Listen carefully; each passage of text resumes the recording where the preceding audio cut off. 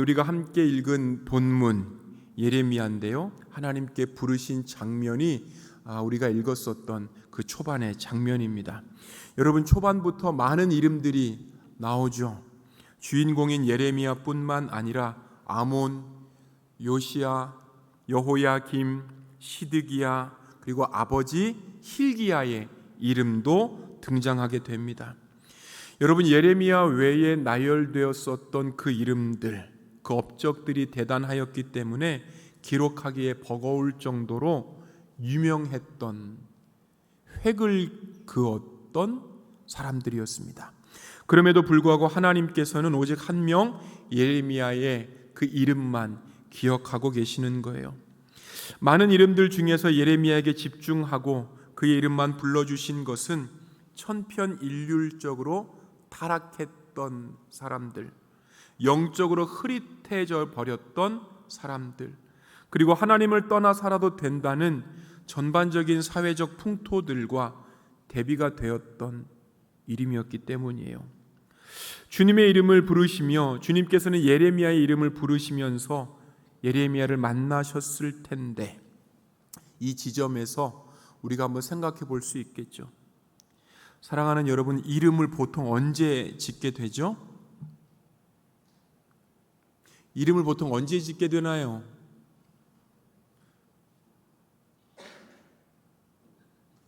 언제 지어요? 아기들이 태어날 때 짓잖아요. 그렇죠?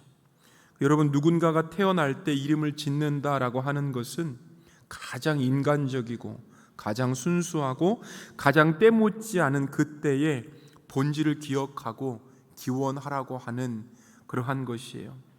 여러분들이 여러분들의 이름을 스스로 짓지는 않았지만 그럼에도 불구하고 이름을 가지고 있는 그 이유는 누군가의 염원, 누군가의 반듯한 소망을 담아서 그 이름이 전달되었기 때문인 거예요. 가장 순수하지만 보잘것이 없었던 출생의 때에, 그래서 아무것도 할 수 없지만 그럼에도 불구하고 이름이 주어졌다는 것은 한 인간으로 인정되었다라고 하는 뜻인 거예요. 이름에 이러한 인정과 누군가의 소망이 없다면 이름이 주어지는 것이 아니라 아마 번호가 매겨지지 않았을까, 이렇게 생각해 보게 됩니다. 저의 이름 이효준인데요, 무슨 뜻일 것 같으세요? 효는 무슨 효일까요? 여러분, 효도 효자입니다. 준은 무슨 준일까요? 좀 어려운데요, 깊을 준이에요. 그래서 효도가 깊다라고 하는 것이 제 이름의 뜻이었습니다. 제 이름은 그래도 괜찮은 것 같아요. 할아버지가 지어주셨는데 이름을 이렇게 생각해 보니까 생각나는 친구의 이름이 있는데, 고등학교 때 친구였던 그 학생의 이름은 바다였어요. 성이 피시예요. 뭐죠? 피바다인 거예요. 훈련소에서 만난 친구의 이름은 중간이에요. 이름이 중간이에요. 중간. 성이 뭐였을까요? 안씨예요. 안중간. 그래서 제가 그 친구 보고 놀렸습니다. 너는 처음이라는 거냐? 나중이라는 거냐? 도대체 정체가 뭐냐? 부모님께서 처음과 끝을 생각하라고 지어주셨답니다. 불리는 것이 조금 이상해도 이름처럼 살라고 하는 뜻이 있는 거예요. 여러분, 제가 이곳에 오기 전에 전 교회에 있었을 때 그 목사님의 동생 되셨던 장로님의 이름이 굉장히 특이하셨습니다. 미국의 딕슨 대통령의 딕과 에디슨의 쓴자를 해서 최 딕슨, 이게 본명이에요. 그 목사님, 전에 교회의 담임 목사님께서는 그 루즈벨트의 루와 워싱턴의 톤을 사용해서 루톤이에요. 이게 본명인 거예요. 여러분, 우리가 설령 잘못 살아가더라도, 이름이 이상하다고 할지라도 우리의 이름을 생각하면 그래, 이렇게 살아야지 라고 생각하게 됩니다. 누군가로부터 그냥 불려지는 이름이지만 실은 내가 바로 살 수 있도록 뚜렷한 초점을 주는 목적, 이름에서 우리가 발견할 수 있는 거예요. 이것 때문에 내가 다른 사람들과 구분이 되는 것이죠. 태어날 때부터 이름을 가졌다는 것, 남과 분명히 구분이 되고 분명히 다르게 살 수 있는 존재로 나아갈 수 있다라고 하는 그 가능성을 가졌다는 거예요. 하나님께서 인간을 창조하셨을 때 수많은 인구들 중에서 첫 번째라고 해서 1번이라고 이름을 짓지 아니하시고 아담과 하와라고 하는 그러한 이름을 주셨습니다.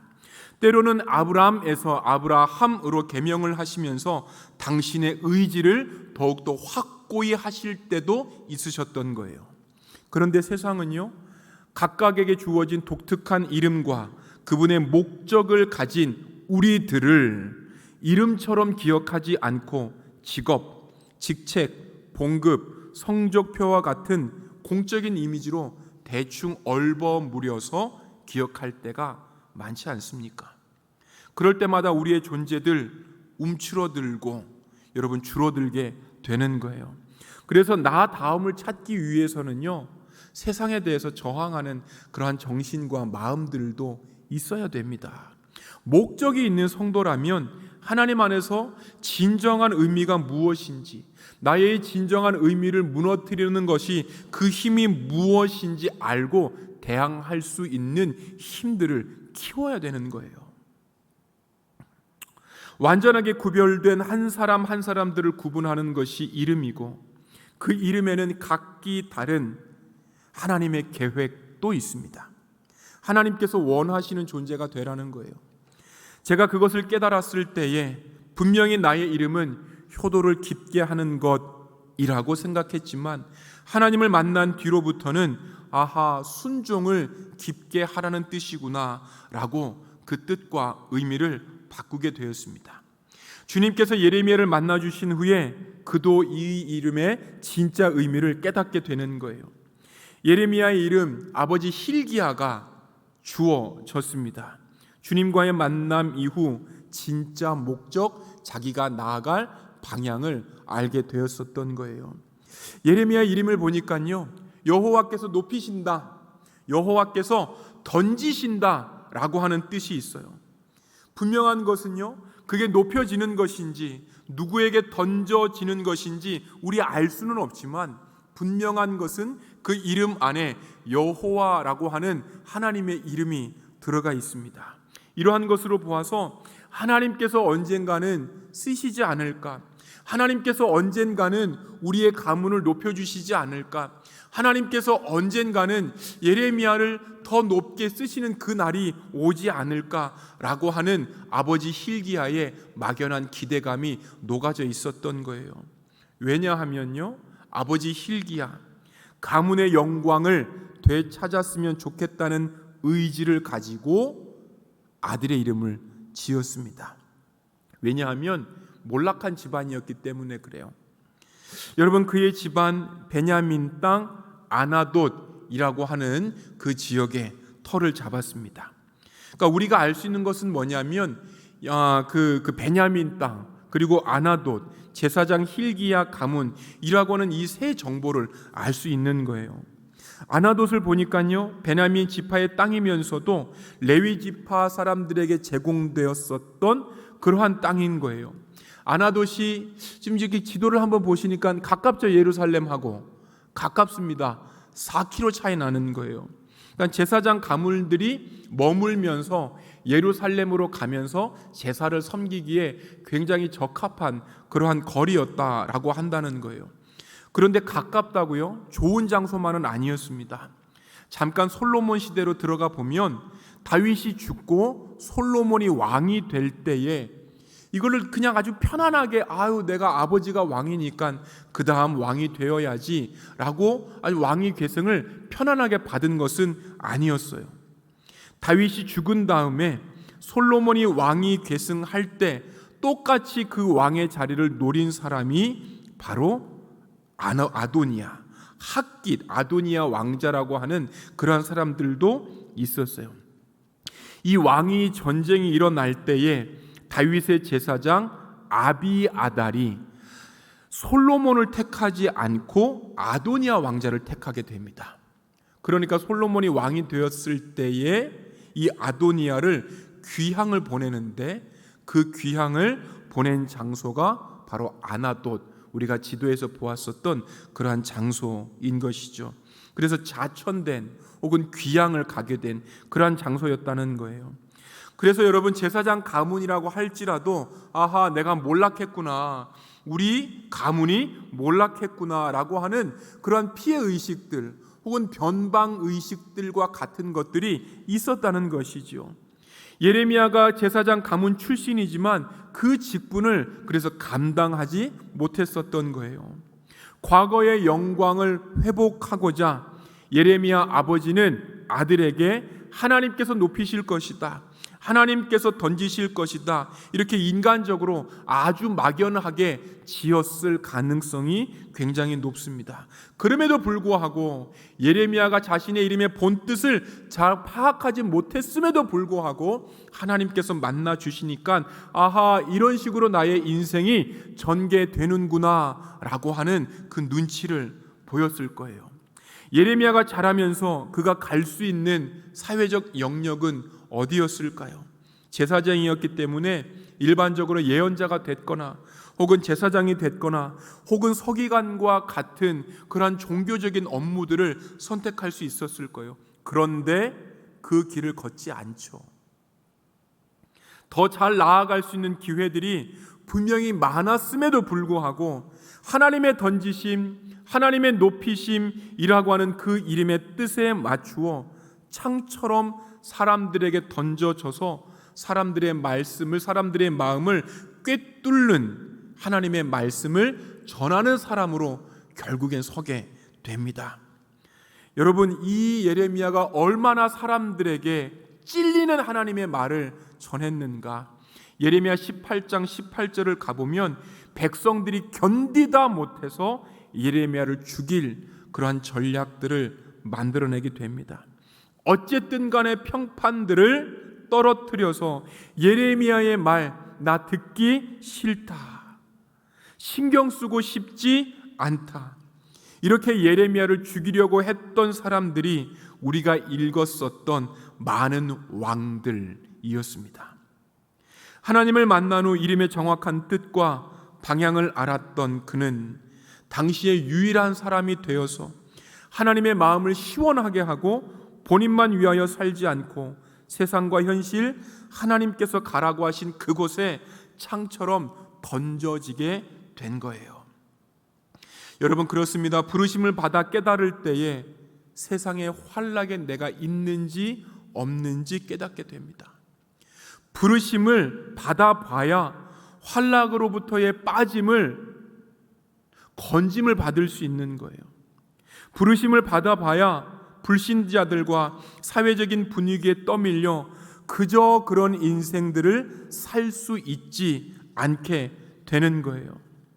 하나님께서 예레미야를 많이 만나 주셨습니다. 그 중에 시드기야 왕 11년 5월의 만남이 기록이 되어 있는 거예요. 한번 읽어보시겠습니다. 시작.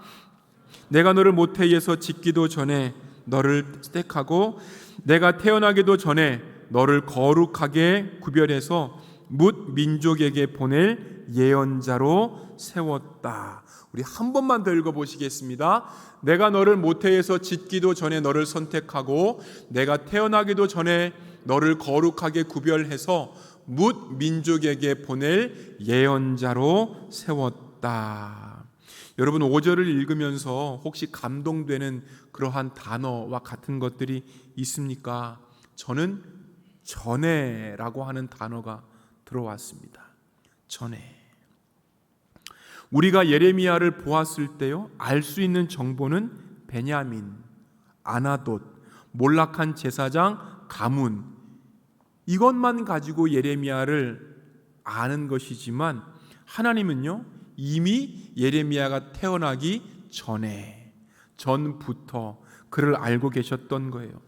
전부터 그를 알고 계셨고 그래서 선택하셨고 그리고 거룩하게 구별하셨고 예언자로 세우셔서 뭇 민족에게 보내질 계획들을 말씀하셨습니다.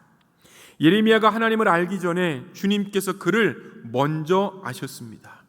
여러분, 이것을 통하여서 우리가 하나님에 관한 생각을 뒤집을 수 있는 거예요.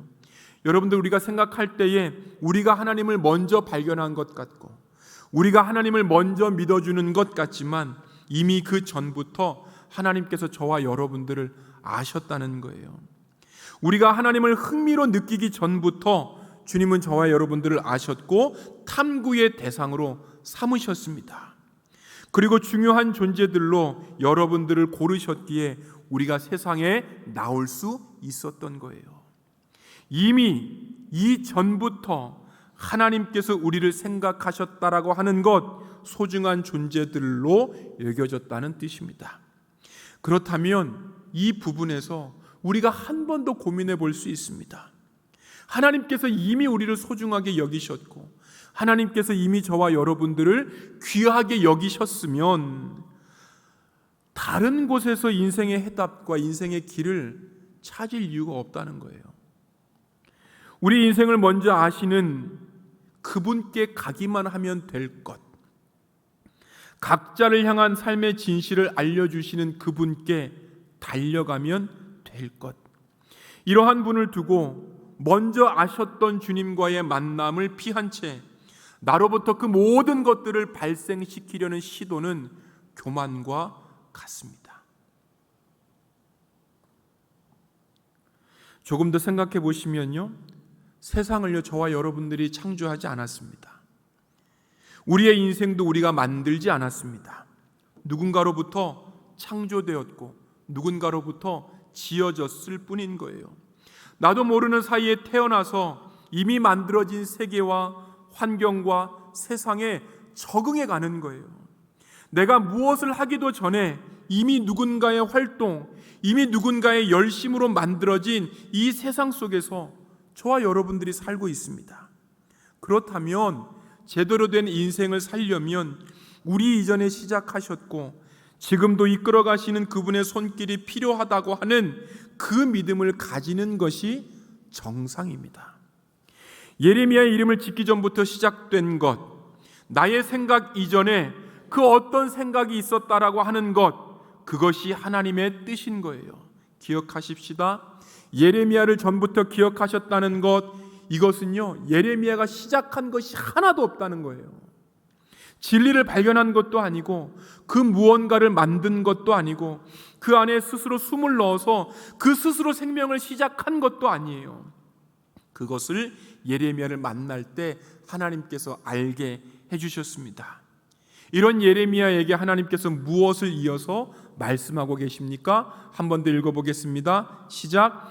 내가 너를 모태에서 짓기도 전에 너를 선택하고 내가 태어나기도 전에 너를 거룩하게 구별해서 뭇 민족에게 보낼 예언자로 세웠다. 예언자로 세웠다. 무작정 흘러가는 세상의 시간 속에서 벗어나서 뚜렷한 방향성을 주셨다는 거예요.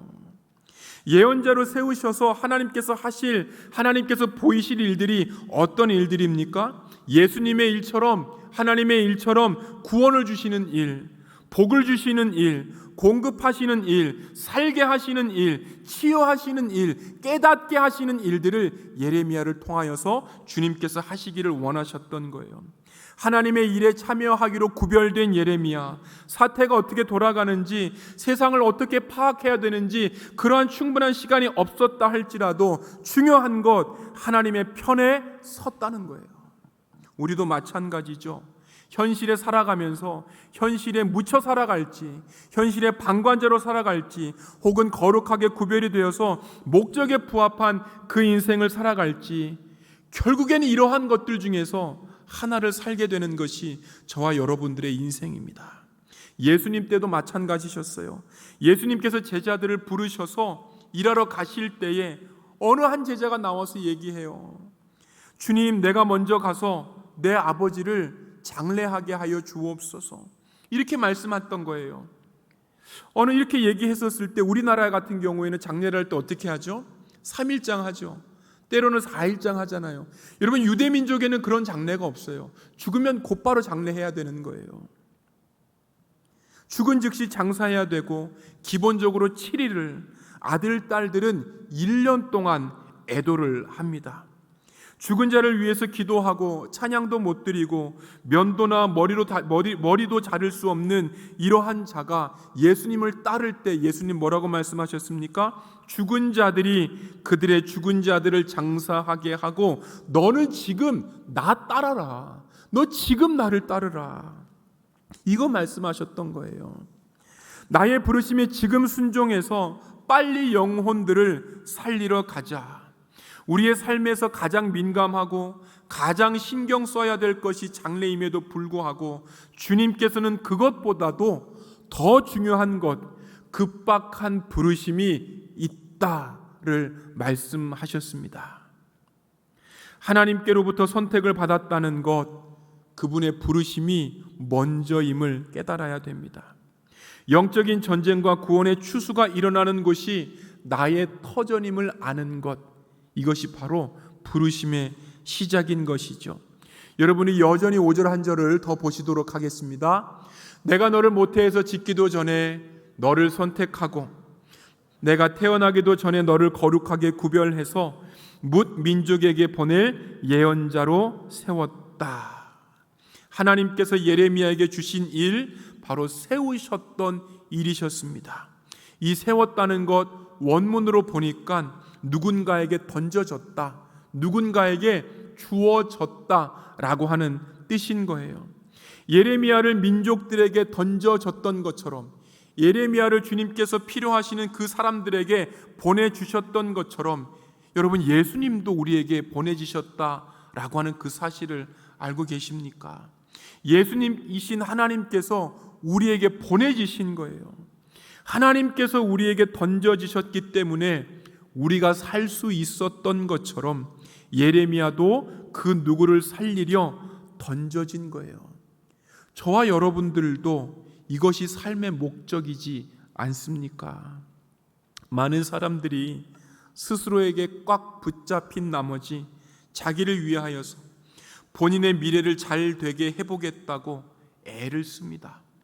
그런데 자신을 부인함 없이 주님을 따르는 성도는 있을 수 없다라고 하는 그 사실을 우리는 명심해야 됩니다.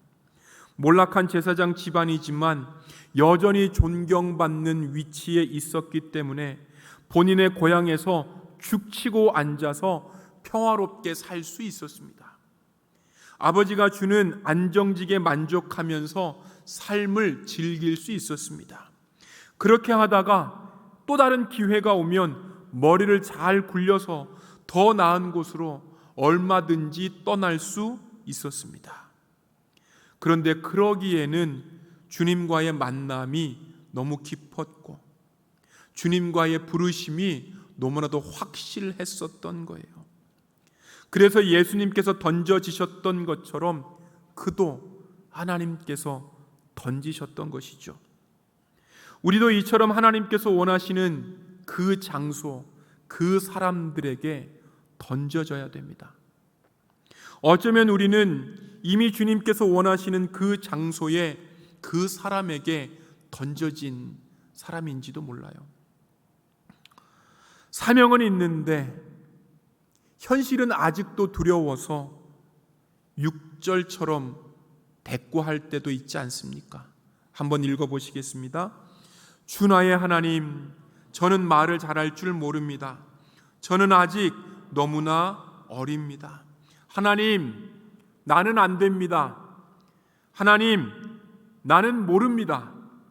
우리는 하나님께서 부르시는 삶을 그것처럼 사는 것을 피하기 위하여서 부적합하다고 호소하며 주님의 때와 주님의 시기를 지나쳐 버리는데 익숙하지 않습니까?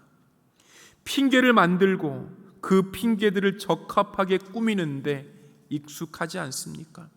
하나님의 일임에도 불구하고 안 되고 못하는 이유들이 여전히 많지는 않습니까? 나는 주부입니다. 나는 평신도입니다. 나는 훈련을 받지 못했습니다. 나는 자신감이 없습니다. 나는 지금 이때에 하나님의 것이 아니라 내 이것을 해야 합니다. 여러분, 이러한 핑계들에 익숙해져 있다면 빨리 나오시기를 바랍니다. 하나님의 일을 하지 않는 성도, 결국에는 마귀의 공격이 되어서 삶을 나태함과 탐욕으로 가게 마련인 거예요. 잘 생각해 보십시오. 하나님의 일들을 하지 않았을 때에, 여러 핑계들로 하나님의 일들을 하지 않았을 때 그 시간들 무엇으로 채워졌습니까? 특별히 청년들 인생에 있어서 청년의 때가 부르심에 따라 훈련과 교육을 받을 수 있는 마지막 때임을 반드시 기억하시기를 바랍니다. 저는 그 전에 한 교회에 15년 정도를 있었어요. 15년 정도 있으면서 느끼고 그것이 맞다라고 결론을 지은 그 한 가지가 뭐냐면, 의도적으로 훈련된, 의도적으로 만들어진 계획, 이러한 교육, 훈련 이런 거 없이 진정한 신앙인으로 성장한 성도가 없다는 것을 거듭거듭 깨닫습니다.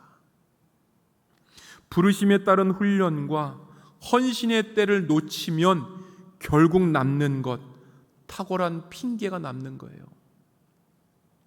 본인은 바뀌지 않으면서 남의 허물과 교회의 잘못은 기막히게 잘 발견하는 그러한 교만한 모습, 정죄하는 모습들이 남는 거예요.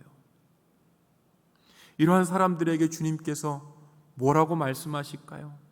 한번 읽어보시겠습니다. 시작. 이러므로 그들의 열매로 그들을 알리라. 나더러 주여 주여 하는 자마다 다 천국에 들어갈 것이 아니요 다만 하늘에 계신 내 아버지의 뜻대로 행하는 자라야 들어가리라. 언젠가는 해야 되지, 근데 지금은 아니지 라고 하는 그 생각, 주님께서 단호하게 거부하시는 거예요. 그리고 다음처럼 말씀하십니다. 우리 한번 더 읽어보겠습니다. 그러나 주님께서 나에게 말씀하셨다. 너는 아직 너무나 어리다고 말하지 말아라. 내가 너를 누구에게 보내든지 너는 그에게로 가고, 내가 너에게 무슨 명을 내리든지 너는 그대로 말하여라. 너는 그런 사람들을 두려워하지 말아라. 내가 늘 너와 함께 있으면서 보호해 주겠다. 나 주의 말이다.